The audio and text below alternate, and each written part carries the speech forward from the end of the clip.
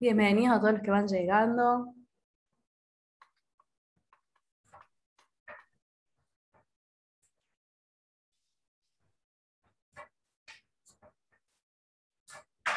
Mientras van llegando, quiero leerlos en el chat.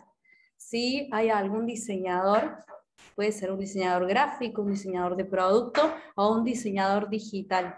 Si hay alguno en la sala y si alguna vez escucharon el término de UX. Si alguien no lo escuchó, escriba, no tengo idea qué vamos a ver hoy, de qué vamos a estar hablando, para que nosotros sepamos más o menos si vamos a tener que decir términos en una manera no técnica, ¿sí? Vamos a tratar de no hacerlo técnicamente, pero por si se nos escapa alguna palabra, que nos puedan decir también ustedes, no sé qué estás diciendo, qué significa Wi-Fi, qué significa evaluación, qué significa lo que ustedes piensan, o no tengan idea de qué estamos hablando. Más o menos, ¿cuánta gente estamos esperando hoy? Eh, no sé si alguien, si chicos de conectividad saben. Ya podemos ir comenzando si quieren. Sí. Excelente, entonces. Bueno, entonces, ¿pueden escribir en el chat, porfa? Los que sean diseñadores, escriban soy diseñador. Excelente, gracias Denise. Los que no sean diseñadores y no Dale. sepan qué es el término, que escriban también. No sé de qué va esto, no sé con qué se come. Solo Denis escribe en el chat, así que me voy a imaginar que todos son diseñadores y vamos a hablar en términos difíciles. Martín, no sé qué te parece. No sé, o son tímidos o tienen miedo de reconocer que son diseñadores, no sé. Claro. Ahí está, diseñador digital, ahí está. Tenemos otro. Ahí va. Soy periodista, mira, hago un UXer, excelente. Ahí va, ahí se van animando. Ah, tenemos una Uxer. Sí, sí, excelente. ¿Y han escuchado alguna vez hablar de accesibilidad en diseño? Si no, hoy vamos a tratar de sacar todas las dudas que tienen de la profesión relacionada a accesibilidad. Bueno, Es que entonces, hay palabras que a veces es difícil traducirlas al español, ¿viste? sí. Excelente, ahí dice Fabiana, sí, accesibilidad universal. Bueno, Lisette dice UXer novata. Bueno, entonces, si quieren, nos vamos presentando. Preséntate, Martín, que sos la eminencia acá, el Bueno, rey de la gracias. accesibilidad. Buenas tardes, soy Martín Baldassarre, de base programador, soy experto en nuevas tecnologías, accesibilidad y usabilidad. Soy hace muchos años ya coordinador del Seminario Iberoamericano de Accesibilidad de la Red, alias CIDAR. También soy parte del capítulo de Internet Society respecto al tema de accesibilidad. Miembro del movimiento de diseño inclusivo, que es un movimiento que se creó hace varios años, hace como 12 años atrás acá en Argentina. A su vez, yo fui uno de los coautores del proyecto de ley de accesibilidad que hoy tenemos en Argentina desde 2010, y a raíz de todo esto que yo desde 2001 estoy en el tema de accesibilidad, asesoré a distintos funcionarios, colaboré en distintos proyectos, como en Conectar Igualdad, TDA, la Ley de Servicio de Comunicación Audiovisual, y bueno, hace varios años que vengo dando charlas de sensibilización en congresos, y actualmente, bueno, me desempeño en el área de UX de un banco de Argentina, mejorando, digamos, los productos y servicios, no solo para los clientes, sino también hoy estamos trabajando en incorporar incluso personas con discapacidad para aprovechar su talento, que muchas empresas realmente no reconocen como que las personas con discapacidad puedan ser talentosas. Entonces nosotros estamos incorporando profesionales en distintas áreas, tanto en la parte financiera como en la parte de tecnología. Adelante, Pipi. Excelente. Creo que podés decir en la empresa para la que trabajas, Martín. Bueno, el Banco Santander. Excelente. Bien, mi nombre es Silvia, todo el mundo me dice Pipi, Pipi Márquez, soy diseñadora UX y UI, estoy especializada hace un par de años ya en accesibilidad, soy co-founder de Dalat junto con Susana Pallero, También soy co-founder en Moles, que es una consultora de experiencia de usuario para startups. Hago mentoría, en este caso fui mentor en Acámica, en varias universidades, en MEDU. Me encanta lo que es todo lo que es consultoría, porque me permite trabajar un montón de industrias. Actualmente me estoy desarrollando en la industria cripto, así que pronto, y que esperemos ya dentro de 1 o 2 meses, saquemos la primera wallet accesible del mundo, como va a ser un hito. En general me encanta compartir conocimiento en mis redes sociales, ahora en @pipimarquez.ux o en Instagram, y si no, ya escribí varias notas en Mediums al respecto de accesibilidad UX, lo pueden encontrar en pipimarquez.medium.com. Otras cosas que hago, también soy líder del EXDF Córdoba, Chapter Lead. Bueno, siempre compartiendo conocimiento, todo el conocimiento que obtengo lo comparto, porque creo que así se puede democratizar la información y más al respecto de la accesibilidad. Entonces, esa soy yo, ya me conocieron en el primer día también. Les voy a contar un poco qué vamos a ver hoy. La agenda para el día de hoy es ¿qué es UX? ¿Por qué es importante el UX en accesibilidad? ¿Qué es UI? ¿Por qué es importante el UI en accesibilidad? Vamos a ver los diseños, diseño universal, vamos a ver los 7 principios del diseño universal, y vamos a ver cómo nos aseguramos de que todas las personas, ¿sí?, sean incluidas para crear un producto mejor, más accesible, dentro de este proceso de diseño que solemos tener. En ese proceso de diseño, lo que vamos a ver, o vamos a ir recorriendo, es la etapa de investigación, la de ideación, la de prototipado, la de evaluación y la de notaciones a desarrollo y handoff. Esta última porque la solicitaron ustedes en uno de los eventos previos. Entonces, por cada una de estas etapas y estos procesos les vamos a dar recomendaciones de cómo incluir y realmente tener un mindset de accesibilidad durante todo el proceso. Entonces, vos, Martín, cuando quieras, súmate a hablar conmigo. Entonces, vamos a empezar con qué es UX o experiencia de usuario. Entonces, UX es el término corto de User Experience. ¿Qué significa experiencia de usuario? Eso para todas las personas que no sean diseñadores, no vengan de este palo. Entonces, siempre que digamos UX, vamos a estar hablando de la experiencia de usuario. Quizás la gente tenga claro lo de XP del Windows. El Windows XP justamente también era de experiencia. O sea, Microsoft pretendía que ese Windows fuera la mejor experiencia de su sistema operativo. Y lo logró bastantes años.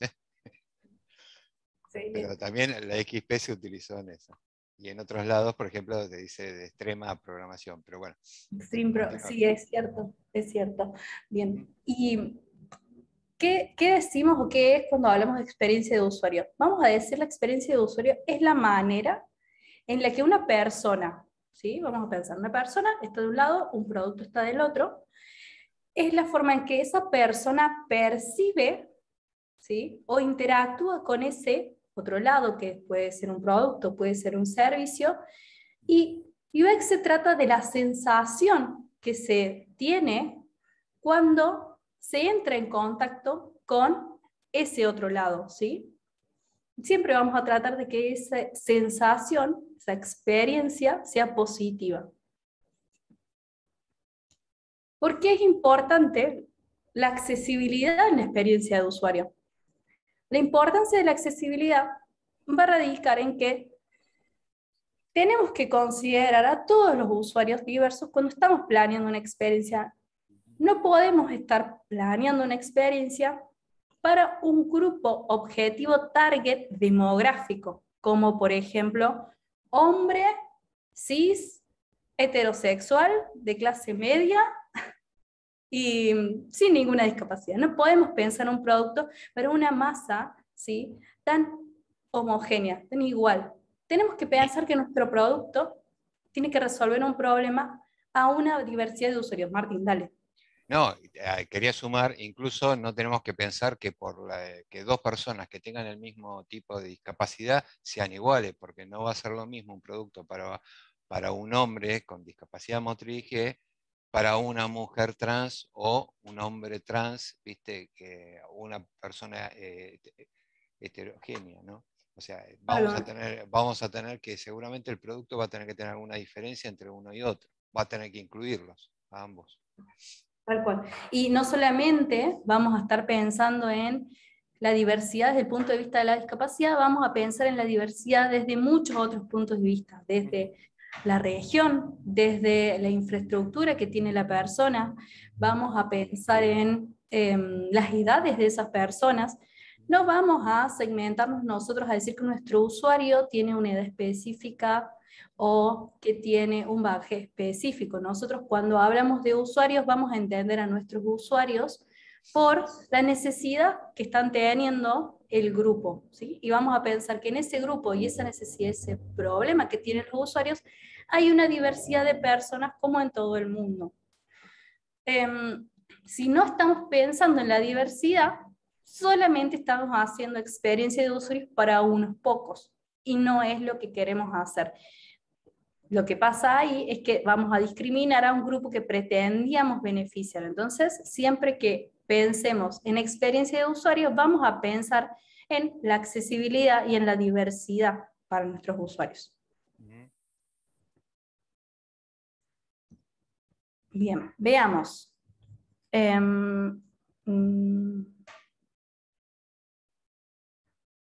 Experiencia me acaban de surgir una pregunta, muy buena pregunta, antes de que siga. Dice, ¿no sería bueno, apelando al concepto de lectura fácil, poner directamente experiencia de usuario como EU? Podría ser actualmente, realmente todo el conocimiento que van a obtener de experiencia de usuario siempre lo van a encontrar como UX, entonces no es tan fuerte la información que se desarrolla desde América Latina para cambiar un término que hace años que existe, ¿sí? Entonces, por ahora siempre lo vamos a ver como UX o UX, hasta que, no sé, seguramente en un proceso paulatino que dure muchos años, regionalicemos el término como EU. No creo que sea algo tan simple como decir, bueno, ahora O vamos a tan hacer, rápido. o tan rápido. Porque Entonces, pasó en el pasado con el diseño centrado en el usuario, que también se decía al revés en inglés y después se tradujo al español, pero y como decís vos, UX ya es un término mundialmente aceptado en distintos idiomas, incluso con la diferencia que cuando se expande, el significado se dice en español. O sea, esa es la costumbre que está viendo ahora, que se dice UX, pero que dice, ¿qué es UX? Experiencia de usuario. claro. Sí, así que, bien, ahí está. Liz va a estar respondiendo constantemente las preguntas. Gracias, Liz. Entonces, Gracias. vayamos al próximo término, que es UI o UI. User Interface. Exactamente. Entonces, esas son las siglas para User Interface, como dijo Martín, que se traduce en español como interfaz de usuario. Y va a ser el lugar donde ocurre la interacción de las personas con nuestros productos. Las interfaces pueden ser tanto digitales como físicas. Y lo importante de estas interfaces es que guíen a los usuarios dentro de la navegación y les ayuden a tomar las acciones que se requieren para lograr sus objetivos. Entonces, una interfaz física puede ser, por ejemplo, les voy a mostrar una imagen de un cajero automático, ¿sí? Esto es una interfaz digital, perdón, una interfaz física. En el caso de la pantalla del cajero es una interfaz digital. Vamos a tener un montón de interfaces.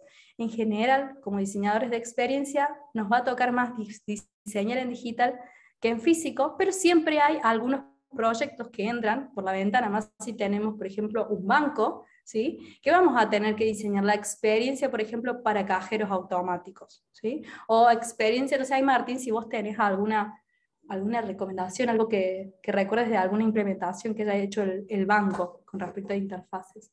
No, es un poco lo que vos decís. Está el tema justamente del tema de los cajeros automáticos o los mostradores de atención al público, que tienen que tener en cuenta las alturas o, por ejemplo, en los cajeros automáticos se tuvo que reducir la altura de los cajeros para que lo pudieran ser operados por personas con sillas de rueda o personas de baja estatura. Porque antiguamente más o menos tenían que saltar para ver la pantalla en otras épocas, por ejemplo. O sea, y después, aparte de eso físico, tenías la operación del cajero que en un momento era analógico, con botones a los costados, y hoy tenemos que las pantallas en general de los cajeros son táctiles.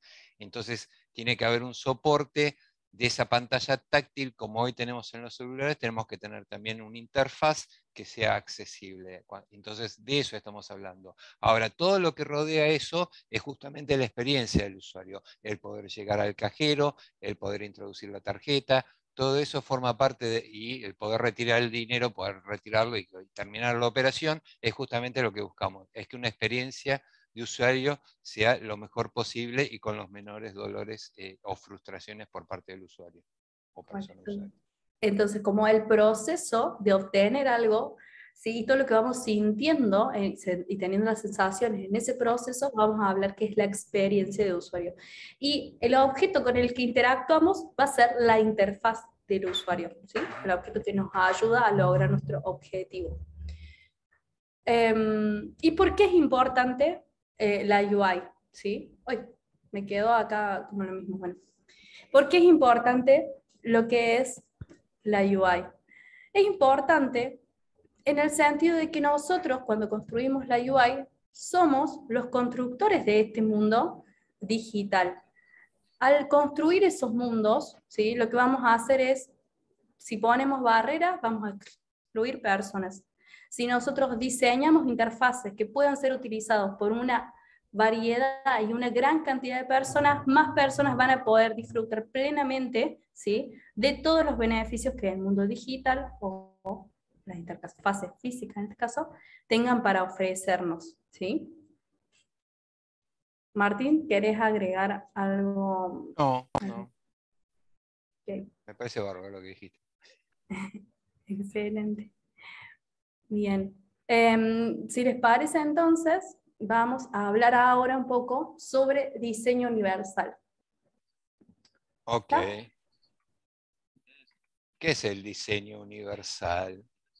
Vamos a ver si todos podemos llegar a comprender esta definición y después vamos a ver algunos ejemplos, sobre todo sobre los principios del diseño universal. Y después quiero que interactuemos un poco a ver y que ustedes, si saben, se animan a darnos algunos ejemplos a nosotros. Entonces, la accesibilidad universal es la condición que deben cumplir los entornos, procesos, bienes, para que ser comprensibles, utilizables y practicables por todas las personas en condiciones de seguridad, comodidad y de la forma más autónoma posible. O sea, yo puedo tener distintas ayudas, pero a mí personalmente me gusta ser independiente y poder realizar las cosas de forma autónoma. Muchísimas veces me dicen, ¿querés que te ayude? No, yo quiero poder hacerlo por mi cuenta. Entonces, porque yo sé que se puede. Entonces, le puedo dar varios ejemplos, pero yo voy por la calle, puedo caminar por la calle porque uso un bastón blanco, pero a su vez, cuando llego a la esquina, yo sé que tengo la limitación de que Buenos Aires es complicada, no sé. Sí, también estuve en Córdoba capital y también reconozco que hay mucho tránsito y conductores que conducen bastante mal, entonces no me animo a cruzar solo. Pero si yo pudiera, como es en mi barrio donde yo vivo, cruzo la calle solo. Entonces, yo prefiero la forma autónoma. Ahora, como venimos hablando desde la primera clase, el problema no es mi discapacidad, sino es el entorno que me crea barreras, tanto físicas, urbanísticas como digitales. Bueno, entonces, podemos decir que el diseño universal es un paradigma nuevo del diseño que dirige las acciones para desarrollar productos y entornos lo más accesible, ¿sí? De tal forma de que no tengan que adaptar un diseño ya existente, sino que pensarlo ya de cuando lo diseño, de tal forma que pueda abarcar a la mayor cantidad de personas. Beneficia a todos, de todas las edades y habilidades, ¿no? Yo siempre traigo como ejemplo, fue el gran invento que hizo Steve Jobs cuando creó el iPhone, porque incluso yo me negué a creer de que un teléfono con pantalla táctil iba a ser accesible para ciegos. ¿Qué pasó? En principio, él diseñó el iPhone de una forma que él pensó que a todos los usuarios les beneficiaban. Incluso fíjense que el dichoso botón redondo que está abajo está pensado justamente para que con el pulgar de la mano derecha o de la mano izquierda esté a la misma distancia.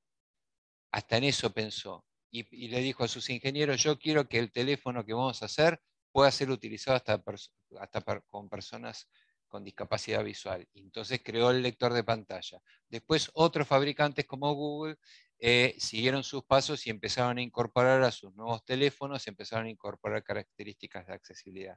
O sea, Steve Jobs fue uno de los pioneros en tener en cuenta el diseño inclusivo y la accesibilidad desde el momento cero de construcción de sus productos. Bueno, entonces, en base a esto que estábamos hablando del diseño universal, varios autores, perdón, arquitectos, diseñadores ambientales, un montón de profesionales se pusieron de acuerdo, se juntaron un día y dijeron, bueno, vamos a definir 7 principios del diseño universal. Que estos principios también fueron incluso la base de lo que hoy conocemos como las pautas de accesibilidad. Las pautas de accesibilidad, si bien la W3C no lo dice, están basados un poco en estos 7 principios. Bueno, entonces, como primer principio, perdón, ¿querés agregar algo vos? No, me encantó ese dato de color, que no se haga la viva la WCAG. No, ellos nunca lo han reconocido. O sea, sí, reconocen que existe el diseño universal, pero no que se estén basando en los principios del diseño universal. Excelente. Bueno, si querés ya podemos empezar con los principios, así que ya está el principio 1. Bueno, igualdad de uso. O sea, que todos, fácil de usar y adecuado para todas las personas, independientemente de sus capacidades o limitaciones, ¿no? Y podemos ver en la siguiente diapositiva un ejemplo de ello. Una puerta que se abre automáticamente. Ustedes van al shopping y la puerta se les abre automáticamente. ¿Eso a quién beneficia? Tanto a las personas mayores, a las personas que tengan problemas de motricidad para empujar, que no tienen fuerza, o personas con bebé, con un carrito, o alguien que necesite entrar con una silla de ruedas. ¿Sí? Acá, por ejemplo, también le podemos, ¿alguno me puede dar algún otro ejemplo que se le ocurra de igualdad de uso? Si quieren, escriban en el chat si se les ocurre algún producto que es igual para todo el mundo. ¿Sí? A ver si se le ocurre. O dejando así las tareas. ¿Qué otro producto se les ocurre? Que permite que cualquier persona lo pueda utilizar. Bueno, ¿y cuál sería un contraejemplo, Pipi? Bien. Un contraejemplo puede ser justamente una puerta por donde no todas las personas puedan pasar. Entonces, por ejemplo, una puerta de esas estándares de 60 centímetros de ancho es un contraejemplo de igualdad de uso. Porque, ¿qué pasa? No todas las personas van a poder utilizar esa puerta para ingresar a distintos lugares. Estamos poniendo ahí una barrera arquitectónica, por ejemplo, para personas que utilizan sillas de ruedas. Ahí están poniendo un ejemplo. ¿Escribieron? A ver. Sí, escribieron. Dice una rampa, como por ejemplo, o una escalera mecánica, sí. Un ascensor puede ser otro ejemplo. La escalera mecánica lo vamos a ver más adelante, sería otro caso, pero también podría llegar a ser. Pero una rampa sí estamos de acuerdo. Los accesos con huella digital. Después vamos a ver. Ya vamos a ver, porque sí, porque no. Me están haciendo spoiler. Bien. Bueno. Escalera mecánica ponen, ascensor con braille y audio como ejemplo, No, una Excelente. escalera manual sería, ahí pusieron una escalera mecánica como contraejemplo. Sería Escalera una mecánica como escalera contra. manual, no una escalera mecánica. Yo te puedo asegurar que he visto un tipo yendo en silla de ruedas en la escalera mecánica que si vos lo ves no lo podés creer. El tipo bajaba y subía la escalera mecánica como el mejor, porque el tipo en realidad cuando llegaba a la escalera mecánica daba vuelta a la silla de ruedas para agarrarse de las gomas de la escalera mecánica y cuando llegaba al final de la escalera mecánica daba de vuelta la silla de ruedas. O sea, no creo que todos lo puedan hacer, pero bueno, para él no era una limitación la escalera Claro, mecánica. no había una barrera ahí. Ahí dice Fátima que, perdón, que pensó que era el contraejemplo. Está bien, veamos los ejemplos y contraejemplos. No, la Pongan- escalera mecánica lo vas a tener en otro principio. Y después les vamos a contar quizás cuál es la diferencia entre decir, bueno, esto es un ejemplo de esto y no de lo otro. Ujú. Porque a veces va a pasar que nos vamos a... Es como tan fina la diferencia que puede que pensemos Puede que una... confundir. Ujú. Ujú, sí. Pensemos que es de algo y en realidad es otro de los principios. Si querés, vamos al principio número 2, Martín. Bueno, Contraejemplo claro, antes que a ver. sigamos, cordones de calle sin bajado de rampa. Ese es Real. contraejemplo, claro, Un eso re- es un contraejemplo, un recontraejemplo. Excelente. Eh, bueno, vamos al segundo principio, entonces, que es flexibilidad. El diseño debe poder adecuarse a un amplio rango de- ¿cómo se llama? Preferencias. De preferencias de los usuarios, ¿no? Y sus habilidades. Eh, a ver, no todos vamos a tener, como así yo no veo, puede haber otra persona que tenga alguna otra discapacidad o alguna situación, como vimos, o sea, discapacidad temporal o situacional, que impida realizar la tarea. Entonces, si tenemos en cuenta todo eso, va a ser flexible, va a poder ser que yo, por ejemplo, pueda leer, por ejemplo, pueda escuchar la misma información por, por audio, como así alguien se entera, digamos, por la vista. Entonces, por ejemplo, en el siguiente diapositiva vamos a tener un claro ejemplo de positivo de flexibilidad, en el cual tenemos, por ejemplo, un packaging que está con, digamos, un tamaño de letra que pueda ser leído y a su vez tiene escritura braille. ¿Sí? ¿Estás mostrando eso? Sí. Buenísimo. Entonces, en este caso, ¿Preguntamos o seguimos? Preguntamos a ver si se le ocurre alguna preguntemos. cosa. ¿Qué se les ocurre? De lo que nombraron recién, algunas cosas pueden aplicar a este principio. Piensen en esta, la diferencia quizás entre igualdad de uso y flexibilidad es que igualdad de uso no va a modificar, ¿sí?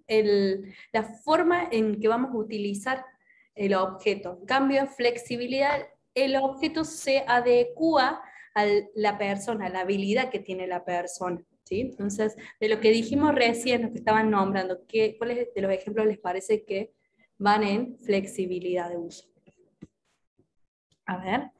Mira, Jimena Bar dice, las zapatillas de velcro, abrojo como ejemplo, principalmente Sí. para quienes no pueden atarse los cordones. También a quien no tienen esa dificultad es más cómodo y más rápido. Voy a hacer una pregunta para dar pista de un ejemplo. ¿Hay algún zurdo en la sala?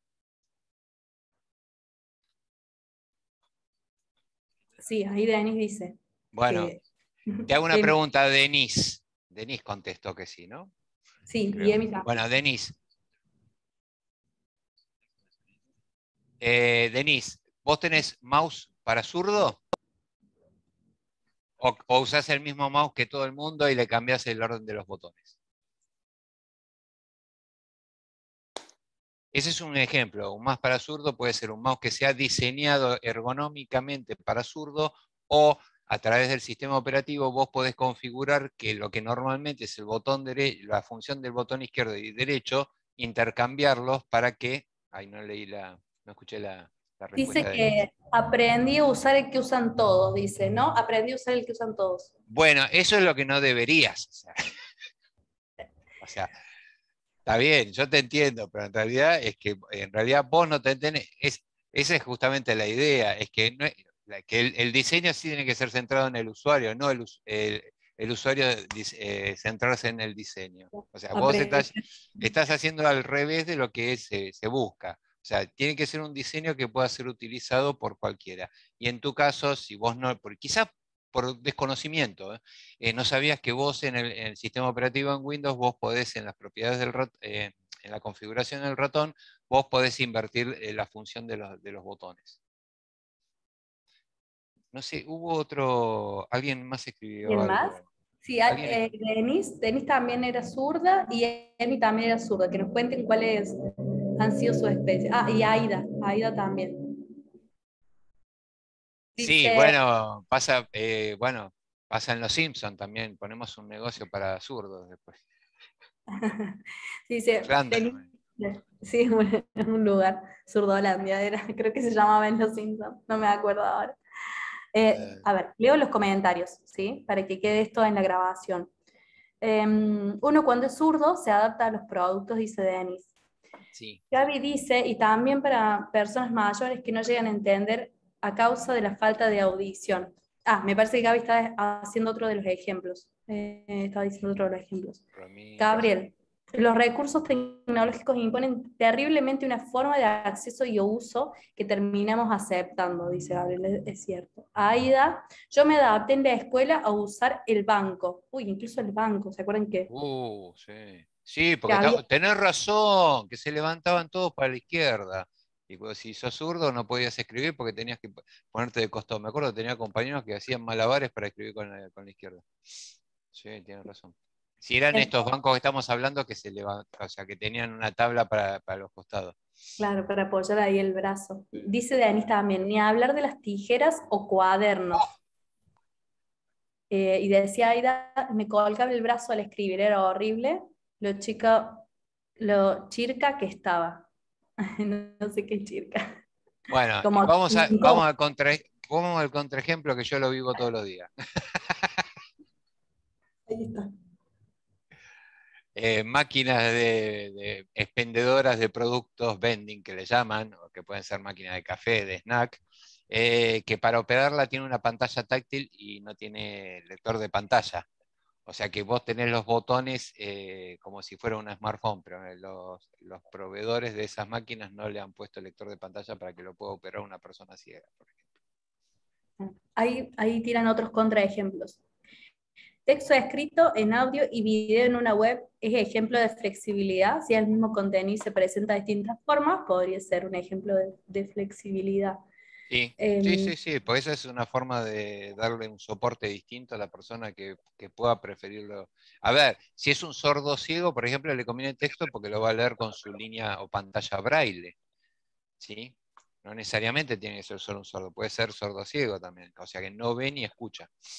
Bueno, lo decía Fabián y lo decía también Romina. Entonces tiraban el mismo ejemplo. Bueno, Excelente. vamos a pasar al siguiente, porque si no, no va a terminar, che.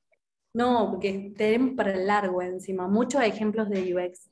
Muchos ejemplos de UI, Bueno, perdón. simple e intuitivo. El diseño debe ser fácil de entender independientemente de la experiencia, conocimiento y habilidades o nivel de concentración del usuario.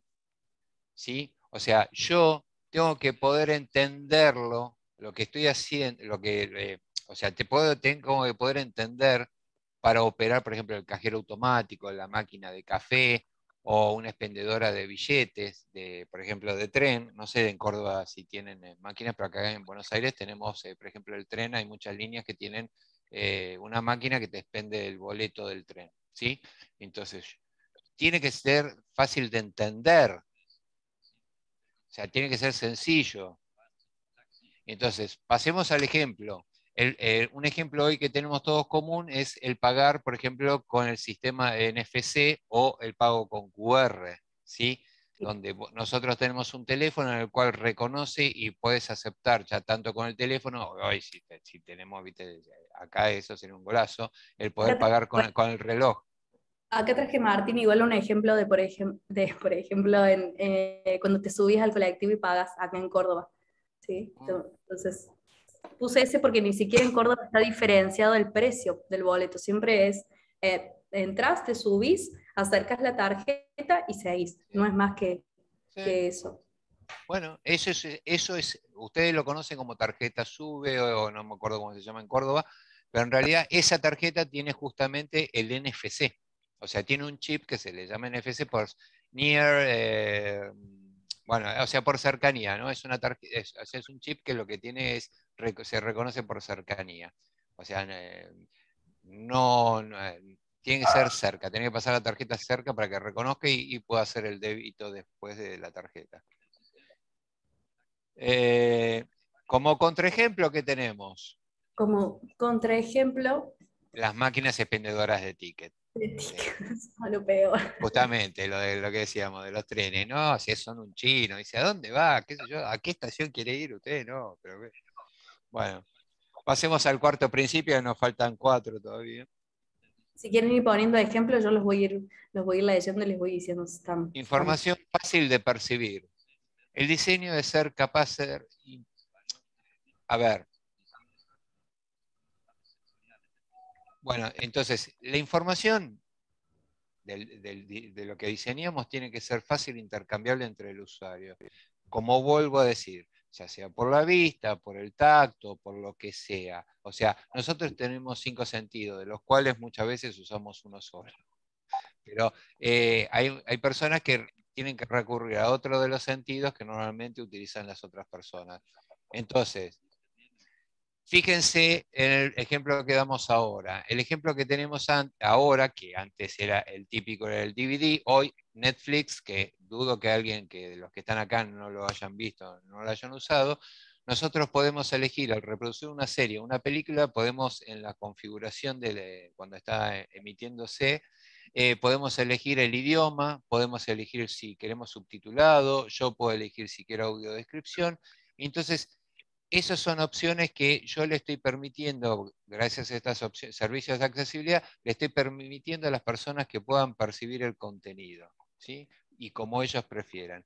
Fíjense que, por ejemplo, ustedes están de visita visitando a un enfermo en un sanatorio o están en en una biblioteca o acompañando a alguien y no quieren molestarlo. Bueno, basta con que saquen el volumen y pongan los subtítulos y entonces pueden seguir disfrutando del contenido sin molestar a los demás. ¿Mm? Yo incluso aprovecho y bloqueo la pantalla y como no necesito verlo, puedo escucharlo como si estuviera escuchando la radio y ahorro batería. Un contraejemplo, o como un podcast, ¿no? Alguien había dicho algo parecido y yo le dije por eso que me está haciendo spoiler, porque por ejemplo un aviso por altoparlante de un supermercado es un contraejemplo, porque las personas con sordera o hipoacusia no escucharían y entonces no estarían escuchando la promoción o la oferta del día. Entonces, el supermercado, además de informarle a los clientes por altoparlantes, tendría que tener carteles informando de la misma oferta que están haciendo por los altoparlantes, para que todos nos enteremos. En realidad, hay una pregunta que dicen de los subtítulos. En realidad, los Smart TV lo que tienen son tanto, ya muchos, sobre todo los de gama media y alta, ya tienen incorporado lector de pantalla y a su vez tienen que vos podés configurar los subtítulos, que se llaman closed caption, o sea, los subtítulos ocultos. Pero eso lo tiene que activar el usuario, va a depender, viste, de la marca y modelo, porque muchas veces lo ponen directamente como un botón en el control remoto y si no tenés que buscarlo por un menú de la configuración del televisor. La señora que está haciendo el intérprete de señas me va a matar, ¿no? De lo rápido que hablo. Me Más acabo de despacio. dar cuenta. Más despacio. Otro de los ejemplos que tira Aida Sosa, que es muy bueno, es cuando los turneros en la sala de espera solo tienen audio o solo son visuales en la pantalla. Ese Sí, es un sí, ese es un contraejemplo. Acá en algunos lugares de Capital, de Swiss Medical, han incorporado los dos, que te avisa por pantalla y a su vez te avisa por parlante. Te dice una voz robótica, te dice consultorio 5. Ujú. Pero Dice, sí, en algunos lugares. también dice, lo he visto en los bancos, así que en los bancos Sí, visto sí, esto. sí. No en todos. Deberían, pero no está en todos. Vamos al 5. Dale, dale. Tolerante a errores. hay que minimizar los errores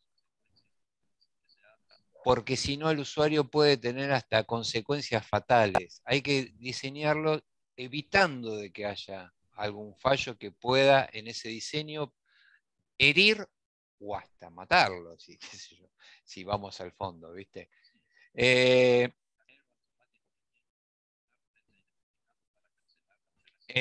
el ejemplo que pusiste, un cajero automático, ¿no? Con Sí, el botón para cancelar la operación. ¿Sí? sí. En los cajeros automáticos, si ustedes se van a fijar, por ejemplo, hay un botón para cancelar la operación o para expulsar la tarjeta que tiene en relieve marcado una X, ¿sí? Y, por ejemplo, el botón para confirmar la operación es un circulito.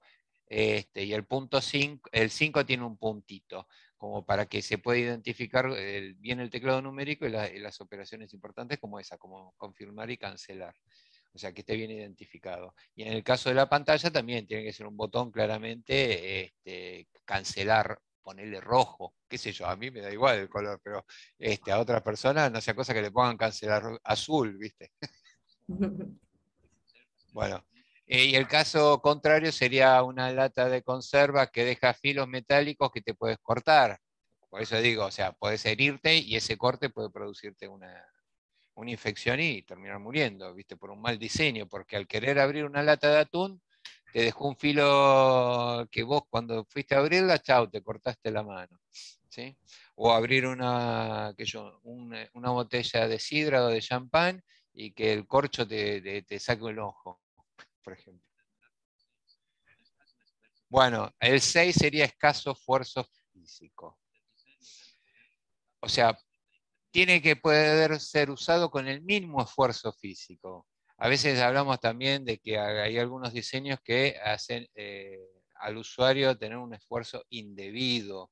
O sea, como, qué sé yo, por decir, por ejemplo, para llegar a un área de la pantalla y como usa teclado, tiene que hacer como 30 taps para llegar a esa parte, ¿viste? O sea, 30 veces la tecla tab para llegar a esa parte, porque le puso un menú tan largo que para llegar a la parte principal tarda mucho. Bueno, entonces un ejemplo sería la escalera mecánica que hablábamos hace un rato. Yo voy a un shopping y entonces, ¿para qué los voy a hacer subir una escalera a las personas que es un piso alto? Entonces la escalera mecánica, ya sea de un shopping, de un aeropuerto, lo que sea, o han visto en algunos lugares donde hay unas cintas que me permiten trasladarme en largas distancias con esa cinta, entonces evita a las personas mayores, o sea, le hace el favor a las personas mayores y a las personas que no tienen ganas de caminar, de igual manera son beneficiadas con esto.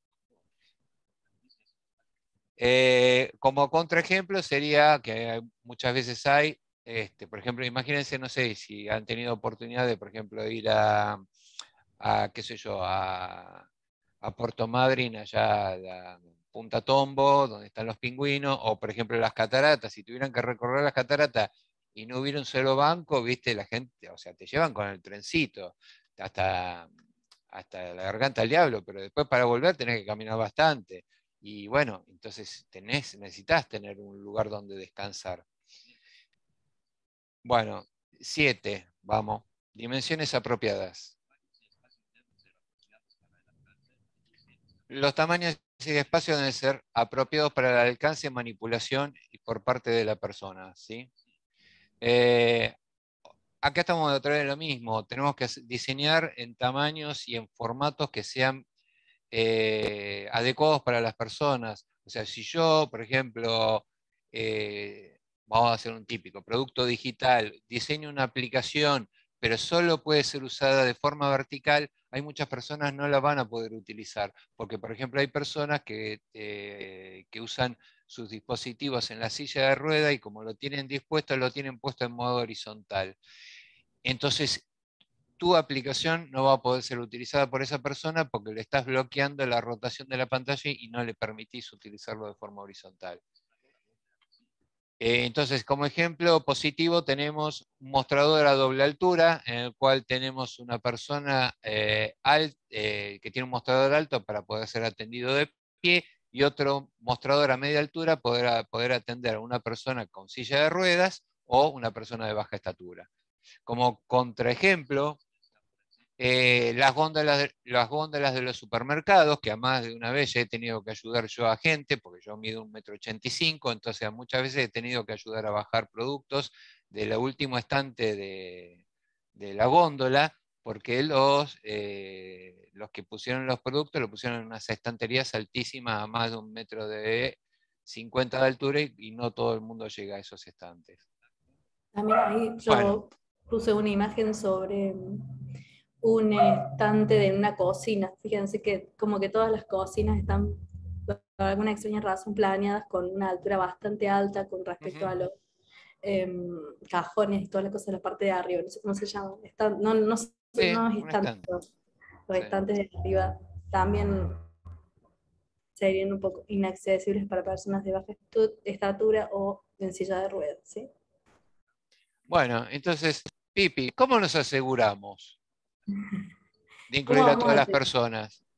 Entonces, vamos a pensar, vamos a utilizar el mismo proceso que venimos trayendo. Si no tienen proceso, elijan un proceso y háganlo accesible. Hay un montón de formas de procesos que tenemos. Tenemos DCU, tenemos Design Thinking, doble diamante, hay un montón de procesos distintos en diseño que en realidad lo que nos ayudan es a llegar desde un problema a una buena solución, una solución probada y que realmente responde a los usuarios. Pero ¿qué pasa si no incluimos accesibilidad? Si no incluimos accesibilidad, no vamos a estar pensando en todos los usuarios. Entonces lo que vamos a hacer es, a través de todos estos procesos, vamos a pensar en cómo mejoramos el proceso o el grupo, digamos, de las acciones que vamos a tomar por cada etapa de ese proceso para mejorarlo, ¿sí? Y para realmente tener un mindset de accesibilidad todo el tiempo. Veamos entonces. Vamos a ver investigación, ideación, prototipado y evaluación. Y después handoff, que solo se agregó porque ustedes lo pidieron. Entonces, en investigación, pensemos en el target. Esto ya lo venimos diciendo, pero es importante.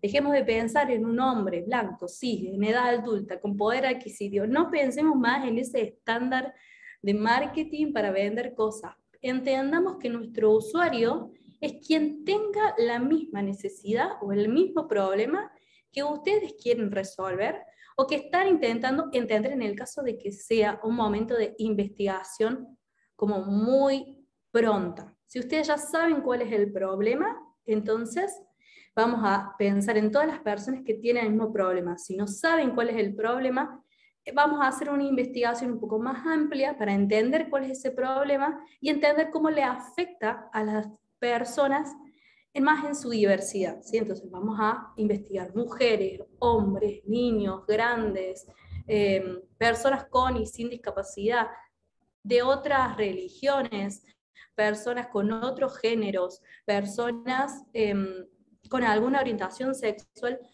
distinta a la heteronorma. Vamos a pensar en diversidades, ¿sí? Entonces vamos a pensar en diversidades para tratar de entender qué los acerca, o sea, qué problemas comparten quizás todas esas personas.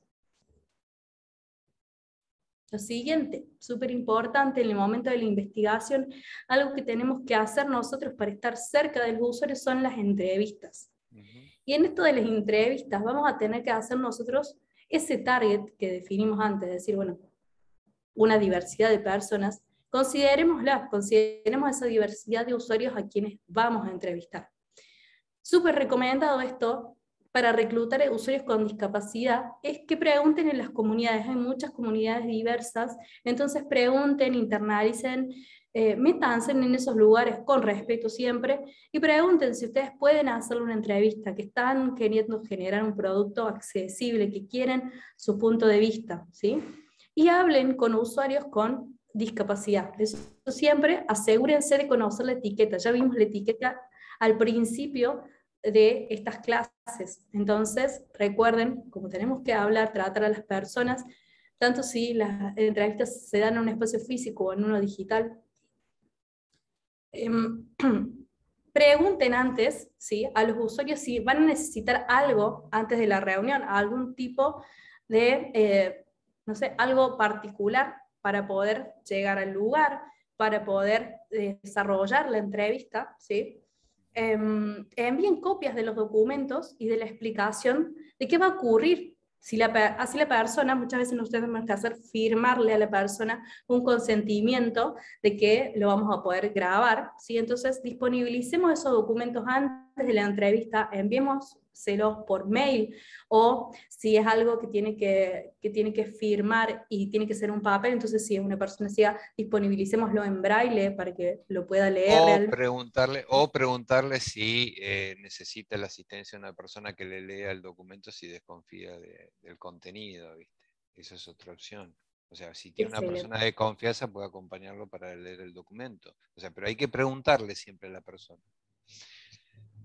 Excelente. Y la acomodación, bueno, acomoden o seleccionen un espacio digital o físico que sea accesible, ¿sí? Entonces, si es una herramienta, sepan si la herramienta va a poder ser, si la herramienta es accesible, va a poder ser utilizada por el usuario. Piensen en el espacio físico, si lo van a invitar a ustedes a una oficina, que esa oficina no tenga ninguna barrera, ¿sí?, espacial, para que la persona llegue hasta ese lugar. ¿Sí? Martín, ¿alguna otra recomendación sobre investigación que se te ocurra para las entrevistas? No, Sí. básicamente eso, o sea, también está el tema, viste, de que, como vos dijiste, que las plataformas que se utilicen, que si van a ser digitales, que traten de ser accesibles. Pero eso también lo vamos a ver con el tema de las pizarras y esas cosas. Excelente. Sí, más adelante quizás cuando Sí. veamos esta parte Okay. de ideación, lo vamos a comentar, no está escrito, pero lo vamos a comentar. Otra cosa que se hace en investigación, y es súper rico, ¿sí?, es el benchmarking. Benchmarking es un poco una averiguación sobre la competencia. Entonces, cómo otros productos están resolviendo el mismo problema, o cómo otros productos están generando interacciones en nuestros mismos grupos de usuarios, ¿sí? Hagan siempre un benchmarking sobre los productos que ya sean accesibles en el mismo campo en el que ustedes quieren desarrollarse. Y si no hay ninguno, busquen, ¿sí?, traten de entender cómo productos similares que ya son accesibles están siendo utilizados por nuestros usuarios.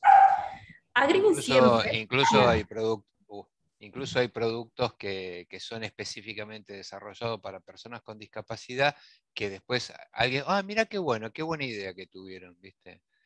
Por ejemplo, se ha realizado, un software para reconocer billetes, que se hizo específicamente, ponerle para personas ciegas, ¿viste? Y eso mismo puede ser utilizado por cualquiera también, ¿viste? Por dar un ejemplo. Excelente. Sí, y pueden agregar una columna directamente que sea accesibilidad en la tabla del benchmarking que vienen usando. Esto para los diseñadores en general, cuando hacemos un benchmarking, tenemos una tabla como si fuera un Excel donde estamos jerarquizando todos los distintos lugares que estamos analizando en una entrada, como una tabla de doble entrada. Entonces en una columna vamos a poner todos los lugares que estamos probando, y en las filas vamos a poner, por ejemplo, qué dicen los usuarios, cuál es la usabilidad, qué tan buena es la estructura, si es accesible o no, si cumple con ciertos criterios. Entonces, tengamos una columna que sea algo general sobre accesibilidad. Si, por ejemplo, el producto se promulga como algo accesible, si el producto puede ser utilizado por personas con alguna discapacidad, entonces también agregan lo importante que conozcan cuáles son los otros productos accesibles en el mismo lugar o en el mismo problema que ustedes están queriendo resolver. Sí. Hay muchos que han diseñado productos supuestamente para resolver problemas que tienen personas con discapacidad, pero nunca los testearon con personas con discapacidad. O sea, supusieron que su producto iba a ser bueno para las personas con discapacidad, y después cuando se lo ofrecen dicen, no, pero esto no me sirve, amigo, en realidad no, yo lo resuelvo de otra manera. Entonces, fracasamos porque no hicimos la parte de investigación y de benchmarking, ¿sí? Eso pasa muchas veces.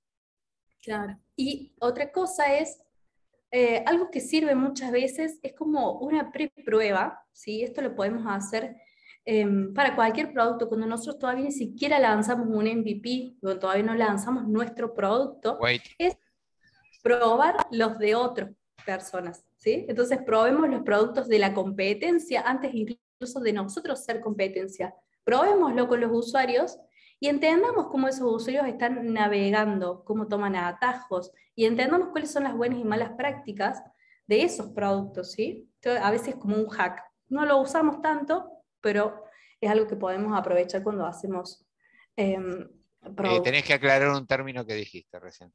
¿A un hack? No, dijiste MVP. O sea, Sí, no, MVP. Cuando digo, nadie, pocos en la sala deben haber entendido qué quisiste decir con eso. claro. Cuando digo MVP, digo mi producto mínimo viable, que es el mínimo producto que yo le puedo entregar a los usuarios para aprender si ellos les gusta mi producto, si les sirve mi producto y si pagarían por mi producto, ¿sí? Entonces un MVP muchas veces es lo mínimo que yo puedo hacer para aprender algo de mis usuarios. Entonces cuando yo pongo... Sí, dale. No, que probablemente ya fue mencionado en clases anteriores, sobre todo cuando hablamos de metodologías ágiles, porque es lo típico en las interacciones, en los sprint, que en cada sprint en general se libera un MVP, ¿viste? Pero no recuerdo si las chicas lo explicaron, ¿viste? Pero como vos lo mencionaste por ahí y el público se renueva. El público se renueva con eso. Sí, yo creo que lo mencionaron, pero por las dudas ahí lo reiteramos. Sí. Bien. Y pasemos entonces a ideación, ¿sí? Siguiente etapa de cualquiera de estos procesos que venimos teniendo. Primero hicimos esta parte de entender, de investigar, y ahora vamos a empezar a idear una solución, ¿sí? La recomendación es siempre que hagan una co-creación. No crean que tienen todas las respuestas, más si el equipo no es diverso, ustedes no van a tener todas las respuestas. Entonces, sean sensibles a ser abiertos y nada egocéntricos con la solución que van a plantear. Den el espacio a reclutar a usuarios para que estén en ese proceso de creación, usuarios con diversidades, ¿sí? Entonces, usuarios diversos, llámenlos a la sala de creación, ¿sí? Y con ellos co-creen ese proceso.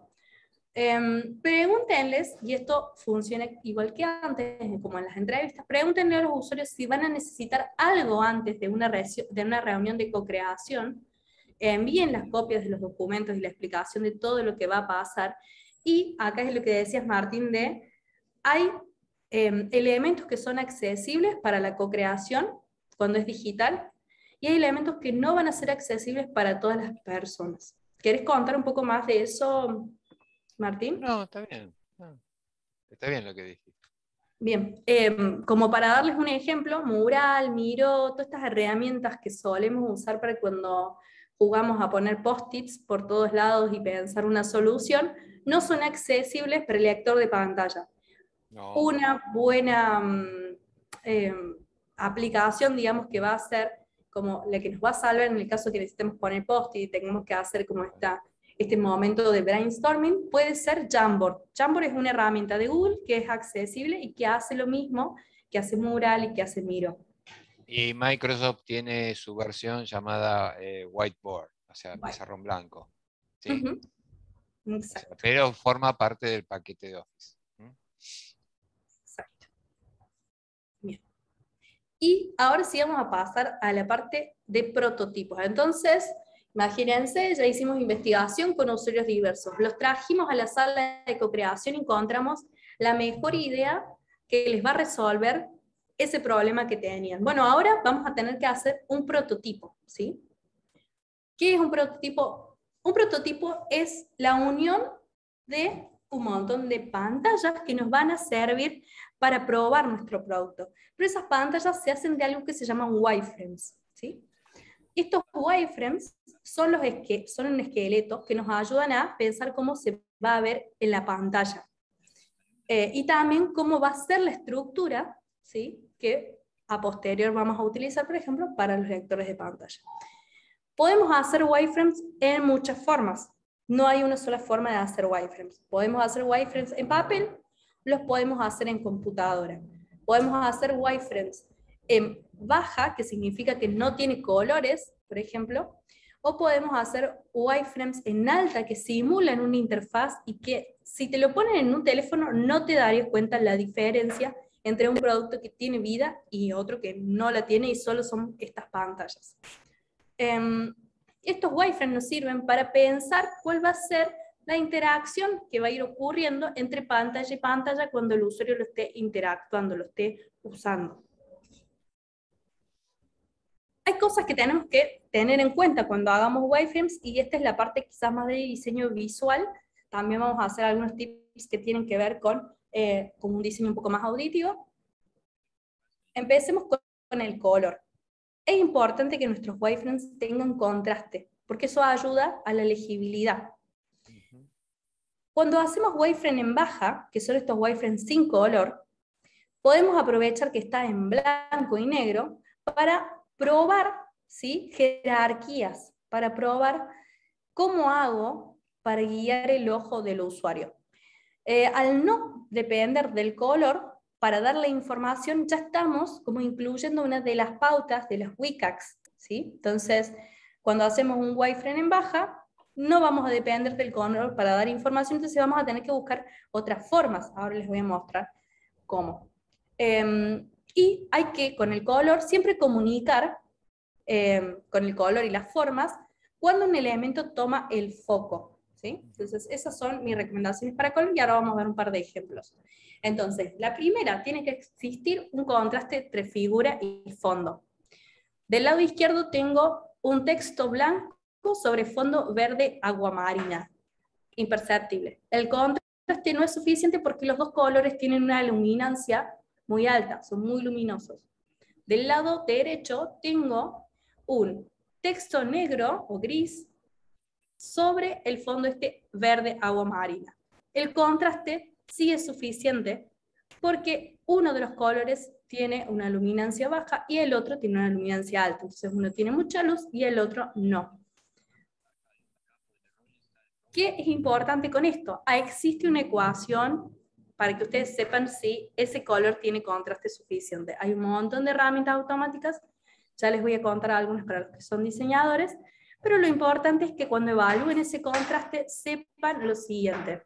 Necesitamos que los colores, cuando generamos este algoritmo, cuando ponemos, por ejemplo, los 2 hexadecimal, que son los códigos del color, nos dé un resultado de 4.5 para textos que son pequeños. Un texto pequeño, ¿sí?, es un texto con 14 puntos, y para textos grandes tiene que pasar los 3 puntos. Los textos grandes son textos que tienen al menos 18 puntos o 14 puntos, pero en negrita. Entonces, desde 14 puntos en negrita para arriba, funciona como un texto grande, solo tenemos que buscar un contraste de 3 puntos. Algo importante con respecto al color es que agreguen todos los estados para los elementos, ¿sí? Todos los estados y no depender del color, para eso les va a ayudar el wireframe en baja. Entonces vamos a como guiarnos y vamos a utilizar 2 pautas, o vamos a superponer, ¿no? A saltarnos o a ganarnos 2 pautas simplemente pensando estas técnicas que les estoy diciendo. Entonces vamos a pensar en todos los estados de los componentes y entender que esos estados no tienen que ser definidos por los colores. Entonces fíjense la diferencia, ¿sí?, de cómo se ve el botón normal versus el presionado. Lo que hace es cambia el formato. Al principio tiene un color, pero el color contrasta al revés. Entonces hace un cambio de estado. ¿Uy? Perdón. Vale. Ahí está.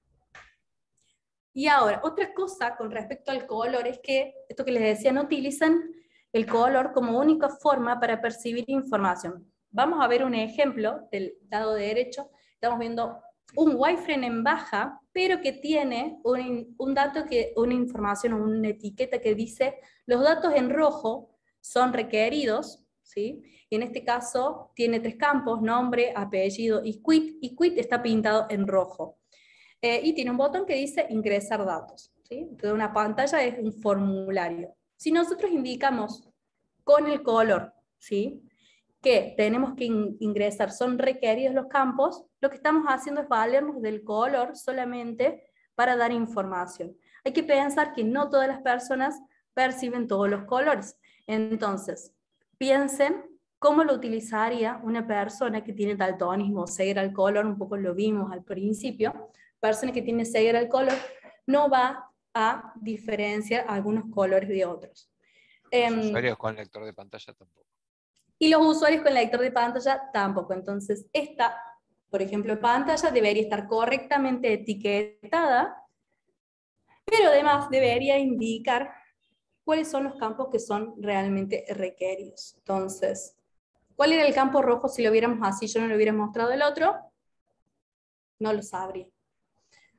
Hay que siempre usar en el color, imagínense si estuvieran haciendo un wireframe, tampoco lo sabrían. Entonces, siempre usen el color acompañado con otros recursos para crear elementos más fáciles de identificar. ¿Sí? Entonces, ahora en este ejemplo, lo que vamos a ver es que el quit va a tener un icono que está, es un icono de error.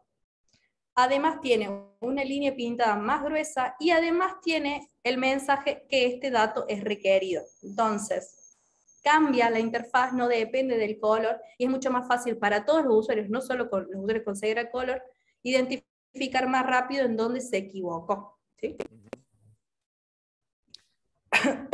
Perdón.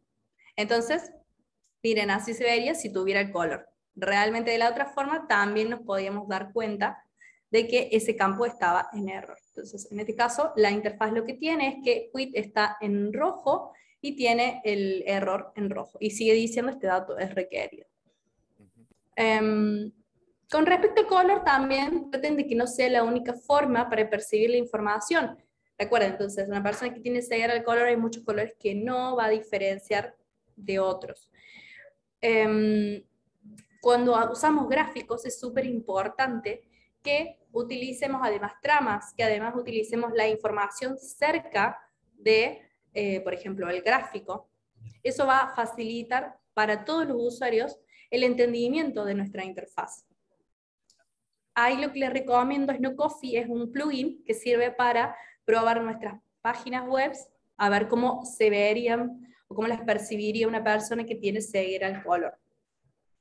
Se las recomiendo para que se la descarguen, es una extensión de Chrome. Ay, lo olvidé de tocar. Y otra cosa importante es destaquen cuando un elemento tome el foco, ¿sí? Siempre den feedback cuando el usuario esté interactuando, ¿sí?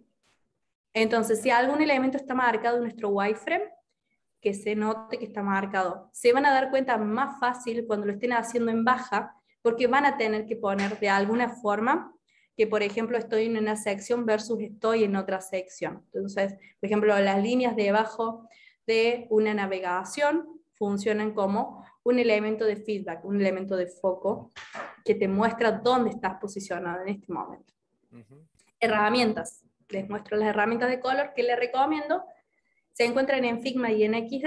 Son A11i Color Contrast Checker, también está Contrast y también está Stark. Entonces, esos tres plugins para Figma o Stark para XD funcionan para evaluar contraste de color y es súper importante que lo hagan. También Stark tiene simulador de daltonismo. Súper importante que lo hagan en procesos previos a la liberación de la página web en Internet. Otra cosa importante es recordar siempre la consistencia de los patrones, mantengan siempre una navegación consistente, entonces no cambien de lugar la navegación, y si estamos hablando de una app, hay patrones, por ejemplo, para las bottom bar, para las navigations, entonces usemos siempre patrones.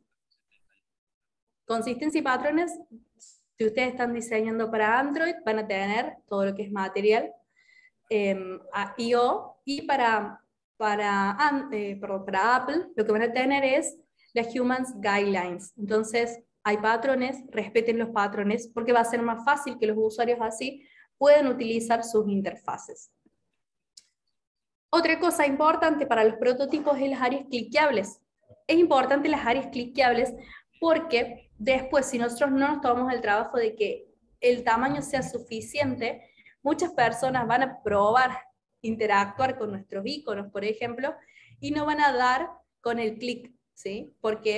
O con el dedo, porque no es el área suficientemente grande para que ellos o lleven el cursor ahí o para que el dedo pueda tocarlo. Si bien esta pauta corresponde a la WCAG de nivel 3, realmente ayuda mucho en nuestros diseños, ayuda mucho a que sea mucho más operable nuestro diseño en lo que es prototipos.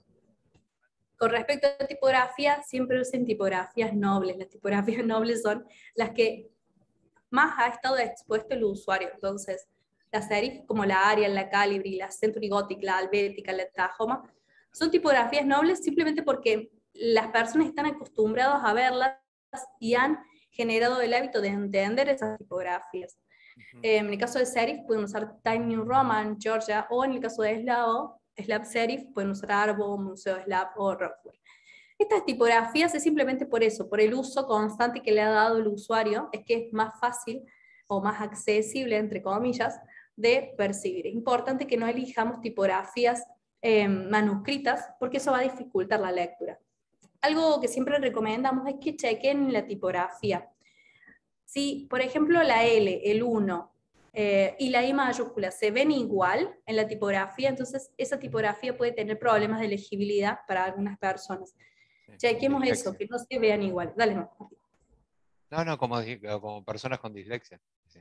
Como personas con... Exactamente. También, si las letras se espejan, como la B y la D y la P y la Q, si se ven como el mismo glifo, pero espejado, también puede causar, ¿sí?, este problema de legibilidad para las personas con dislexia.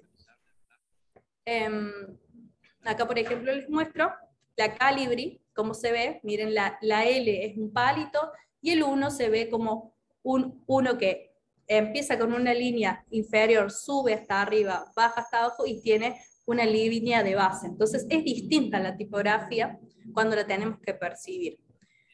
Hay tipografías que se van a averiguar como la Bauhaus, que son para la L y el 1, 2 palitos. Entonces quizás a veces cuando escribamos no vamos a saber qué realmente estamos leyendo.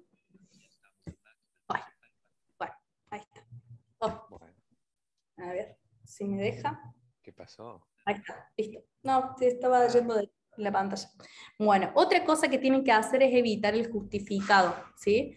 Fíjense en la imagen izquierda, lo que pasa cuando justifico el texto es que empiezan a quedar unos espacios, ¿sí?, como unos fantasmas, unas lagunas, que hacen difícil la lectura. Entonces, siempre que nosotros estemos en Occidente, utilicemos la alineación izquierda. Para textos. Esto creo que un poco ya, quizás alguno de los otros grupos lo tocó, pero eviten el alineado central, no usen textos justificados, alineen a la izquierda en los idiomas que sean de izquierda a derecha y en la derecha de los que sean de derecha a izquierda. Usen mayúsculas o minúsculas según la convención del idioma, no usen todas mayúsculas. Ahí, si querés explicar, Martín, por qué la gente no tiene que usar las mayúsculas. Sí, en el caso del lector de pantalla, las palabras escritas todas en mayúscula producen que el lector las lea mal o las lea todas carácter a carácter. Aparte hay una vieja costumbre en internet que se decía que cuando uno escribía todo en mayúsculas que estaba gritando, así que es una neta etiqueta, ¿no? Es una etiqueta de que se decía hace años de que hay que tratar de evitar de escribir todo en mayúscula. A los lectores de pantalla le traen ese problema, que muchas veces lo interpretan como que lo tienen que deletrear. Y entonces se hace infernal la lectura de eso. Bien. Incomprensible. Sí. Entonces, yo sé que a los diseñadores nos encanta poner títulos en mayúscula, pero no es bueno, no es accesible, entonces hay que empezar a utilizar más esa convención del idioma. Después, ojo, no solo las personas ciegas, también hay otras personas con discapacidad cognitiva que también pueden producirle problemas. Eso. Claro, puede dificultarle la lectura. Entonces, espacios entre líneas, recomendación 1.5 del tamaño de la fuente, y espacios entre párrafos 2 veces el tamaño de la fuente. Esa es una recomendación para el diseño, pero después, si eso puede ser configurable por software, también es válido, ¿sí?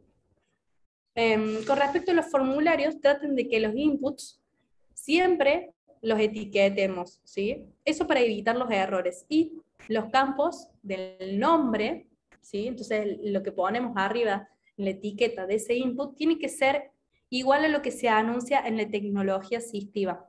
Entonces, no vale poner mensajes súper largos como ¿cuál es la meta de tu vida? Para que vos escribas en un campo, sino que debería ser mucho más corto y debería ser mucho más similar a lo que después una persona que utiliza speech to text pudiera escribir, pudiera decir para que se reconozca el campo, ¿sí? Entonces, ahí los formularios, las etiquetas tienen que ser simples, tienen que ser descriptivas y tienen que estar igual que como los anuncia o el nombre la parte accesible del código.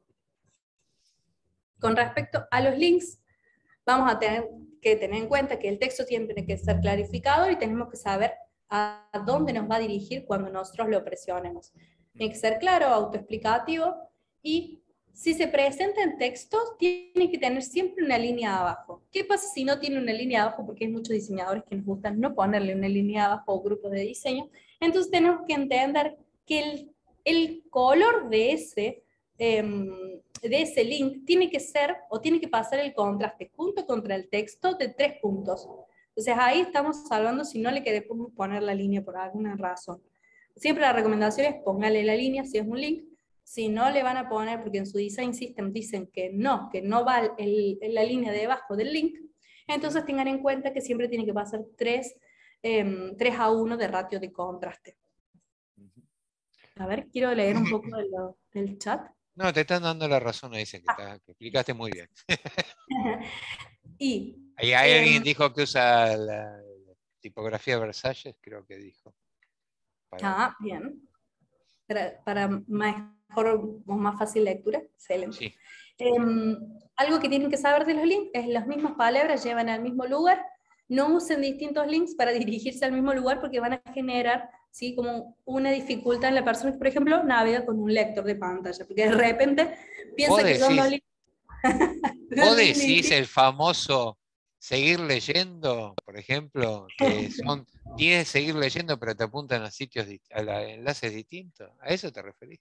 Por ejemplo, o que de cajón le pongamos 2 nombres distintos a la misma sección, que nos pasa mucho, como dicen.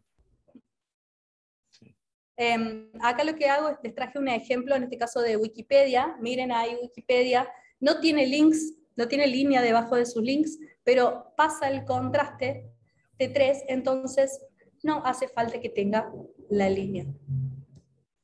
Chequen siempre eso. Y la última recomendación de link es no usen enlaces como clica aquí, ver más, pulsa aquí o leer más. Sean descriptivos con los links. Entonces, por ejemplo, la guía de estilo de material.io es el link. Es mejor que decir la guía de estilo de material, ver aquí. ¿Sí? Ahí, Martín, si querés explicarnos cómo... No, está bien. O sea, eso porque, por un lado, los usuarios con lector de pantalla, por ejemplo, si por ejemplo la página tiene muchos enlaces, a veces recurren a un listado de enlaces para acceder más rápidamente. Entonces, si dicen leer más, no tiene el contexto. O el aquí, acá, el típico. Claro, no leyó lo que leía antes, porque muchas veces se escribe la frase y se termina la frase con aquí y acá, cuando en realidad hubiera bastado poner toda esa frase como enlace, ¿sí? Y no ponérselo solo aquí. Básicamente eso. Ahí te hacen una pregunta, Martín. Dice, la otra vez estaba usando un lector de pantalla para ver cómo leía las publicaciones de LinkedIn y me encontré con que lee los emojis también. ¿Resulta molesto para las personas que usan tecnologías asistivas poner emojis en cada párrafo o varios emojis? Esa es la pregunta. Eso son preferencias de los usuarios. Los emojis, o sea, hoy los lectores de pantallas están preparados para leer emojis. El problema de la lectura de los emojis es cuando vos usás el emoji en lugar de la palabra. La recomendación nuestra es que se usar los emojis o emoticonos, porque son cosas distintas, como suplementarios, complementarios. O sea, yo te pongo abrazos o besos y después te pongo, pero no en lugar de poner abrazo y beso, porque hay usuarios que tienen la posibilidad de decirle no me los nombres. Entonces, por ejemplo, si yo te pongo, por ejemplo, pedí tu tarjeta ya, ¿no? Y yo te le pongo tarjeta, la tarjeta de crédito, ponele, te la pongo como un emoji. Si yo no leo el emoji, pedí tu ya, te queda, ¿me entendés? Entonces, no, los emojis se pueden leer, lo que no tienen que ser son reemplazar las palabras. O sea, no tienen que sustituir, simplemente tienen que complementar. Y ahí dice, bueno, Cristian dice, para mí hace más creativa la lectura, y después Fabián dice, hay personas ciegas que refieren que los emojis suele ser una barrera, porque hay lectores de pantallas que los leen con errores. ¿Qué pasa, No, Martín? y lo peor es que a veces el mismo emoji no tiene la misma representación gráfica en un sistema operativo o en otro. Nos ha pasado que, por ejemplo, el mismo código de ese emoji, porque en realidad no lo saben ustedes, pero un emoji es un carácter que se llama Unicode. Así como tienen las letras ustedes, los emojis tienen una representación. Y a veces los sistemas operativos Android y Apple dijeron, bueno, le pongo tal dibujito. O sea, hay un estándar internacional, pero no todos lo respetan. Y no todos lo entienden. Yo le puedo asegurar que muchas veces hay gente que dice, hay un emoji que dice cara tirando un beso. Y hay gente que cree que es otro dibujito. Entonces, hay que tener cuidado con eso. Pues no todos pueden ser interpretados. Y a veces hay emojis que los vas a tener en un teléfono nuevo, pero en los equipos viejos no está representado. Y entonces le va a quedar un cuadradito blanco. Y también como estos nuevos emojis, a veces si no está la actualización, lo que va a leerte es los emojis que forman parte de ese nuevo emoji. No, todos Entonces, los años se liberan montones de emojis nuevos y que los que tienen equipos viejos, que su sistema operativo no se actualiza hace 3 años, nunca va a poder leer ese emoji porque ese emoji no está representado. bien. Paso a la siguiente. Los modales. Recuerden siempre darle al usuario una forma de salir de su contenido. Si pudieron o activaron un modal, ese modal tiene que poder ser desactivado y no quedar atrapado en tener que hacer una acción que no quiere hacer. Entonces, por ejemplo, esos modales de suscripción que aparecen constantemente en las páginas web, que te piden que pongas tu correo, sí o sí tienen que tener una forma de cerrarse. Se pueden cerrar con un icono que es. Para eso, y también tener una posibilidad de que con la tecla escape pueda salir el usuario de ahí. Después, hay dos, bueno, acá creo que ya casi terminamos. En este caso, el motion, esto ya es para cuando estamos haciendo un wireframe, no estamos pensando nuestro diseño en alta, ¿sí? Hay que tener en cuenta varias cosas, les voy a contar dos nada más. Una es el criterio del destello, ¿sí? Y este dice que los contenidos no deben contener nada que destelle o parpadee más de 3 veces en un segundo, porque eso puede llegar a causar una crisis de epilepsia. No sé si querés agregar algo, Martín. Ahí yo tengo una imagen de, si todos conocen el capítulo de Pokémon que se hizo muy famoso, que generó después la pauta en la WCAG sobre convulsiones. Es un capítulo donde Pikachu pelea contra Polygon y Pikachu para ganar hace no sé si era un Impact Trueno, y lo que en realidad hicieron es destellos de ese cambio de color entre celeste y rojo, perdón, tan rápido, 12 veces por segundo en ese cambio, que generó más de 600 personas hospitalizadas, ¿sí? Entonces, Niños, sobre todo. niños principalmente hospitalizados. Entonces es súper importante tener en cuenta que muchas veces todo el contenido que nosotros diseñamos puede herir a las personas, ¿sí? Ahí refiriéndonos a este que traías vos, los principios universales, Martín, que hablabas hace un rato. Sí. Otra cosa del motion, y acá les voy a presentar dos cosas que súper importantes y que se empieza a usar mucho, mucho en estas nuevas aplicaciones, es el motion en carruseles y el motion en elementos que se actualizan. Motion en carruseles, sí o sí, siempre tenemos que tener una forma de parar ese carrusel. El carrusel no puede estar con un movimiento constante, tenemos que darle el control al usuario de que pueda detenerlo. ¿Sí? Esto es parte de una WCAG, y también piensen en las personas que están tratando de usar la aplicación, ¿sí? Y de repente hay algo que todo el tiempo se está moviendo. Eso puede distraer a los usuarios de las operaciones que realmente quieren hacer. Entonces siempre hay que darle al usuario el poder de detener un carrusel. Esto pasa en muchas aplicaciones, ¿sí? Aplicaciones de primerísimas marcas. Entonces siempre que nosotros pongamos un carrusel, tiene que tener un stop o que sea sí o sí interactuado por el usuario para el movimiento. Pero hay que tener en cuenta que el motion, para elementos que son sí o sí esenciales que se muevan, sí los vamos a tener que dejar y vamos a tener que encontrar otras formas después, programáticamente, de comunicarlas al usuario. En el caso, entonces, el primero que les muestro es el de Carrusel, pero la imagen de la derecha es una cotización de Ethereum, ¿sí? Que es una criptomoneda, o puede ser también la cotización en la bolsa, o la cotización del dólar, ¿sí? Que sube y baja todo el tiempo, ¿sí? Entonces, es esencial que ese elemento, esa información cambie constantemente, porque si lo detuviéramos, ¿sí? Perdería su razón de ser, perdería la razón de darnos información sobre algo que nosotros queremos, por ejemplo, comprar cuando esté en baja, ¿sí? Bien, hasta ahí son todos mis tips de prototipo. Tengamos en cuenta que no nos pasen esas cosas o de utilizarlas y hacerlas bien. Vamos a pasar a la fase de evaluación. Ya casi estamos terminando. En la definición de los usuarios, vamos a hablar de cuando definimos usuarios, cuando nos preparamos para la prueba y cuando hacemos la prueba. En la definición de los usuarios, lo que venimos diciendo, ¿sí? Probemos prototipos con usuarios diversos. Para probar prototipos con la mayoría de los usuarios basta un prototipo en baja, ¿sí? Salvo algunas excepciones que ahí les vamos a ver. Siempre prueben sus productos con personas con discapacidad. Y recuerden que vamos a probar nuestros productos con personas que tienen el mismo problema, la misma necesidad que nosotros estamos intentando resolver, ¿sí? Antes de la prueba, siempre pregúntenles a sus usuarios si necesitan algo antes de la reunión. Envíen las copias y todos los documentos que les hagan falta. Acomoden o seleccionen los espacios digitales o físicos para que sean accesibles.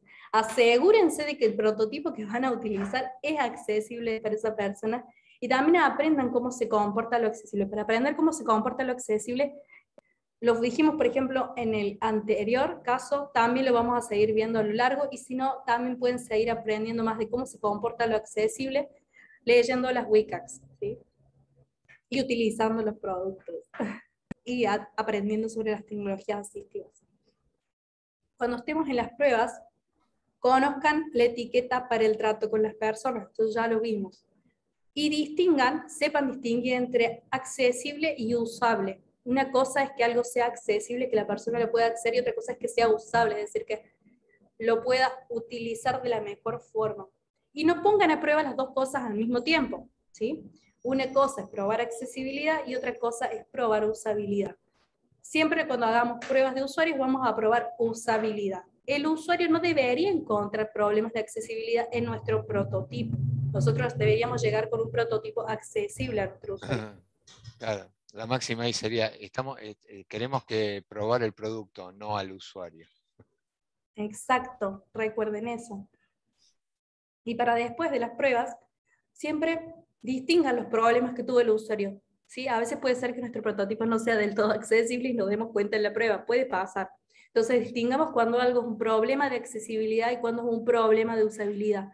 Prioricemos esos errores para hacer las mejoras, y siempre recuerden, como dijo Martín al principio, una persona no es todas las personas, hay distintas discapacidades, y en las discapacidades personas que tienen distintos grados de la misma. O Entonces, experiencias.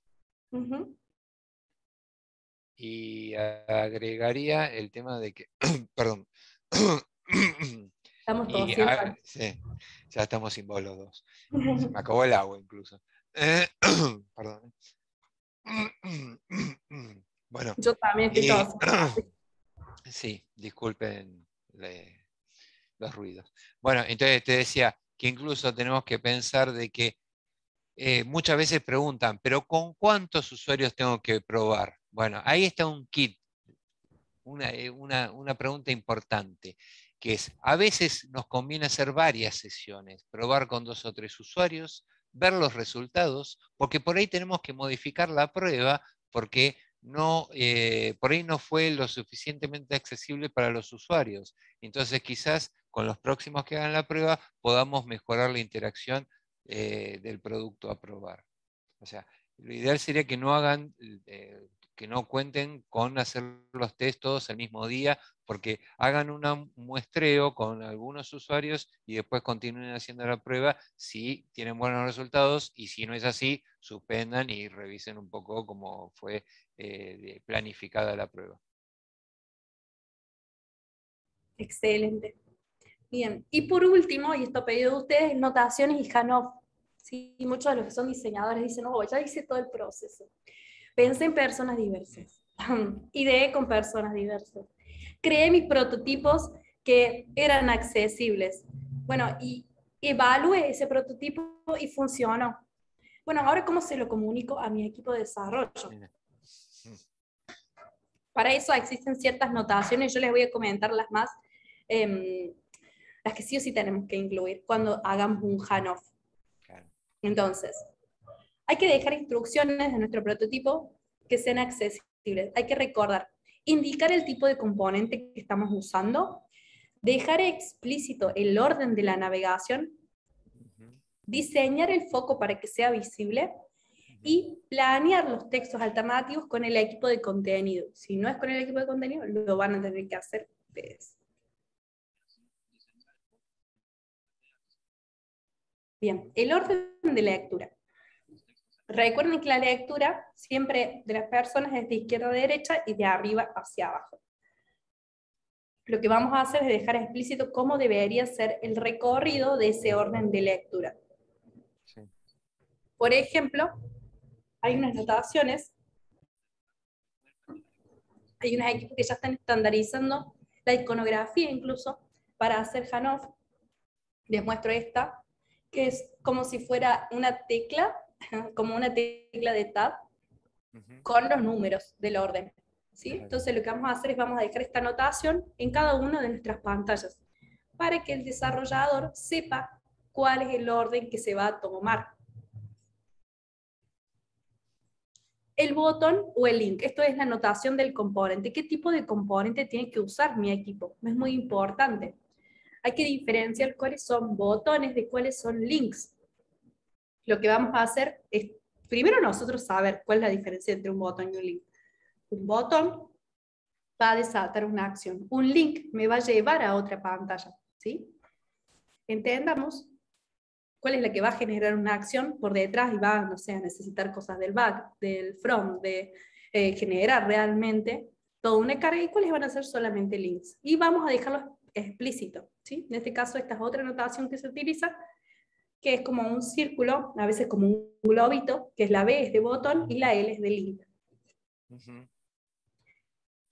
Para diseñar el foco, recuerden, pueden usar el mismo para foco y hover, pero recuerden que sea visible, que pueda realmente tener contraste suficiente con los fondos donde lo están poniendo. Este es un ejemplo de distintos estados de un componente link y distintos estados de un componente check y radio button. ¿Sí? Estos son, como yo, por ejemplo, los diseño para un cliente. En este caso, esta línea punteada es el diseño del foco. No tienen que dejarla al azar, porque si no muchas veces puede pasar que el foco no pase el contraste por el color que utilizaron y entonces el foco no se vea y pierda realmente su utilidad, que es decirle al usuario dónde está posicionado en una página. Y por último, indicar si la imagen es decorativa o informativa, ¿sí? Esto creo que lo vimos, pero voy a hacer rápidamente como un recuerdo de esto. Una imagen decorativa no va a ser a la información, es siempre un nice candy, como algo para ver, no aporta valor y es decorado. Si algo es decorado, perdón, no hace falta que diga nada, no hace falta que tenga un texto alternativo. Sí tiene que tener el alt text vacío, sí, pero no tiene que tener el alt text vacío, pero no adentro ningún tipo de contenido. Perdón. Y una imagen informativa es una imagen que sí hace la experiencia, que si nosotros la dejamos de ver, va a perder el significado. La imagen sí aporta valor y sí es información. Si esa imagen sí o sí tiene que ser percibida por todos los usuarios, entonces vamos a tener que dejar su texto alternativo ahí. Me vino a la memoria, ¿Qué? una anécdota de hace muchos años atrás, el sitio de la ciudad de Buenos Aires. El diseñador le había puesto a las imágenes decorativas, le puso en el DALT, puso la palabra vacío. O sea, interpretar O sea, la norma decía al vacío y él puso vacío, ¿viste? Claro, me lo imagino. Puede pasar eso. Cuando decimos alt vacío es que no haya nada adentro entre las comillas, ¿sí? Sí. Eso decimos cuando decimos vacío.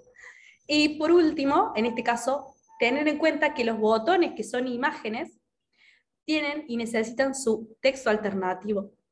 Entonces, también lo vamos a tener que dejar en nuestras anotaciones, porque si no lo dejamos en nuestras anotaciones, muchas veces los desarrolladores van a utilizar el nombre que viene por defecto. Me pasa actualmente en la aplicación que estamos desarrollando que antes no se tenía en cuenta la accesibilidad, entonces la campana que vemos de notificaciones, en vez de decir notificaciones, cuando lo leemos con el lector de pantalla, dice Ring Bell UX. ¿Sí? Tiene el nombre del icono, en vez de tener la palabra o acción que va a desencadenar, que es notificación. Entonces siempre tenemos que dejar explícito los nombres de las iconografías. En este caso, perdón, mi perfil, en el caso de si el icono nos va a llevar al perfil, notificaciones para la campana, y acá les pongo algo que es un poquito más complejo, que es este botón que sirve para ver y desver cuánta plata tengo, por ejemplo, en el home banking. En este caso es una aplicación de cripto, pero cuánto es mi balance. Tengo un botón que sirve para ocultar eso y desocultar eso. Yo lo que tengo que hacer en esos casos es poner los dos nombres. Tengo que indicar que eso va a tener dos estados. ¿Y cuáles son los nombres de los estados? Ay, Martín, no sé si querías ver. No, me estaba riendo porque me estaba acordando de un caso que conozco que estaba exactamente al revés el texto alternativo. Cuando estaban los ojos cerrados decía ocultar, y cuando estaban los ojos abiertos decía, o sea que el desarrollador le había puesto el texto alternativo de la función, porque en realidad Claro. el apretar, o sea, vos tenías la contraseña oculta y tenías el ojito cerrado. En cambio, si lo apretabas se ponía, o sea, como que la veo. Pero el texto alternativo decía exactamente al revés, o sea, tenía el if dado vuelta. Claro, ahí es importante que entendamos que el texto alternativo que tiene que leer el usuario es la acción que va a desatar. Entonces, si el ojo está abierto, como dice Martín, tiene que decir qué es lo que va a pasar. Entonces, ocultar balance, porque te dice doble clic para ocultar balance, o dos tabs, o sea, como Claro. el lector. Sí, el tapeo. Y cuando esté cerradito, tendría que decir mostrar balance. ¿Sí? Ujú. Eso es todo. Nos pasamos de tiempo, pero queremos dar toda la información que nos pidieron. ¿Tienen preguntas? ¿Algo? Voy a dejar de compartir aquí. Ahí está. No, lo único que yo quería comentar como último, que bueno, por falta de tiempo no lo vamos a explicar ahora, pero sí lo que es importante es que como diseñadores UX también tenemos la responsabilidad de hacer un seguimiento del trabajo, sobre todo si estamos trabajando con metodologías ágiles y en las ceremonias que se hacen después de que se implementa nuestro producto, que deja de ser, ya es un MVP, o sea, en las retrospectivas que se llama, es ahí ver qué pasó, si hubo algún problema de accesibilidad, y si ese problema fue accesibilidad fue porque nuestras anotaciones que hicimos, pues le pasamos el prototipo, le pasamos las anotaciones, pero el desarrollador las obvió o no las leyó. Entonces tenemos que hacer un seguimiento, no termina nuestro trabajo únicamente cuando entregamos el trabajo del prototipo, sino que tratemos de continuar en cada interacción que haya con el equipo de desarrollo para ver si se generó algún problema nuevo o si realmente se solucionó el problema que se había planteado en esa, digamos, etapa. Excelente eso. Ahí te preguntan, Martín. Sí. Bueno, preguntan, ¿hay algún tipo de formato para presentar esta documentación entre diseñadores y desarrolladores o depende de cada equipo? Decilo vos, que sos más diseñadora que yo. Bien. A ver, en general va a depender del equipo por ahora. Nosotros lo dejamos a veces en Figma, a veces hacemos una presentación completa, por ejemplo, en un slide, donde contamos todo el proceso. Va a depender mucho del handoff que vos hagas. Hay muchos handoff que simplemente cuando el equipo es rápido y está bien aceitado, uno le puede dejar las anotaciones, y si ya saben de diseño, de accesibilidad, las van a entender. Pero hay otros equipos que no están tan aceitados, que no trabajan tanto en conjunto, entonces vamos a necesitar una reunión especial para hacer el handoff, y en ese handoff lo que vamos a hacer es, vamos a contarle a la gente cómo llegamos desde este problema a esta solución, y esa solución cómo se implementa accesible. Incluso podríamos tener una sola de handoff accesible, pero eso va a depender del equipo y de la posibilidad en cantidad de reuniones que se pueden hacer, y de la educación o la información o cómo estén de duchos, por decirlo de alguna forma, que sepan mucho de accesibilidad o no. ¿Sí?